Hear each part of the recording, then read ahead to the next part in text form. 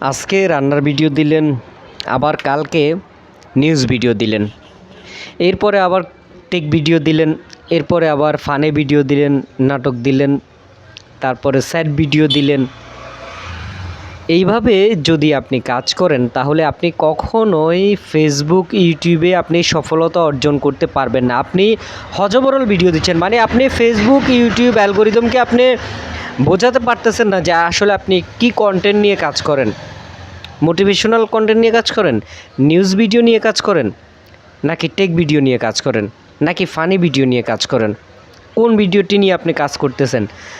Facebook YouTube যখন algorithm যখন আপনার পেজটি অথবা ইউটিউব চ্যানেলটি যখন তারা আপনার এই চ্যানেলটি বা এই পেজটি যখন তারা চেক করবে, তখন এখানে আসলে কি ভিডিওটি তারা পাইতেছে। একটা টেক ভিডিও পাইতেছে, একটা নিউজ ভিডিও পাইতেছে, একটা ফানি ভিডিও পাইতেছে, একটা ব্লগ ভিডিও পাইতেছে। এখন তারা এই চ্যানেলটি বা এই পেজটি আসলে কোন ক্যাটাগরিতে তারা সিলেক্টেড করবে, এটা কিন্তু আপনাকে বুঝতে হবে। আর এটা যদি আপনি বুঝতে পারেন তাহলে আপনি ফেসবুক ইউটিউবে সফলতা অর্জন করতে পারবেন। এক কথায় আমি যদি বলি যে একই ক্যাটাগরির ভিডিও নিয়ে আপনাকে কাজ করতে হবে।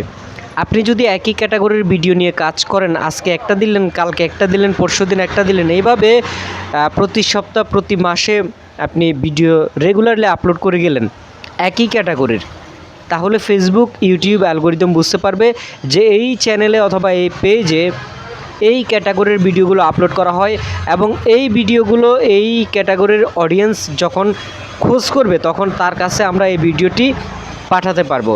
এখন আপনি যদি 7 মিশালি বা 5 মিশালি যদি ভিডিও আপলোড করেন তাহলে আপনার ভিডিওটি আসলে কোন অডিয়েন্সের কাছে পাঠাবে, আপনার চ্যানেলটি কোন অডিয়েন্সের কাছে তারা পাঠাবে।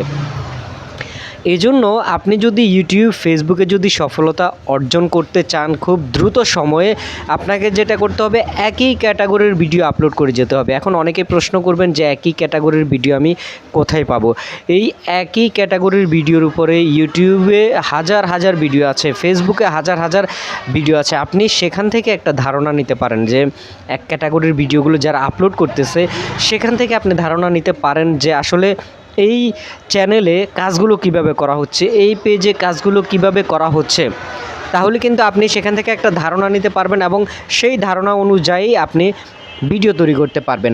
যেমন আমি এখন যে টেক ভিডিওগুলো তৈরি করতেছি, এখানে শুধুমাত্র আমি ফেসবুক রিলেটেড, ইউটিউব রিলেটেড বা টিকটক রিলেটেড ভিডিওগুলো আমি এখানে আপলোড করতেছি।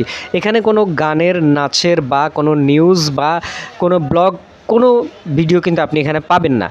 তো এখানে সুবিধা হয় কি যে আমার এই চ্যানেলটি আসলে কিসের জন্য, আমার এই পেজটি আসলে কিসের জন্য, সেটা ইউটিউব অ্যালগরিদম, ফেসবুক অ্যালগরিদম বুঝতে পারে।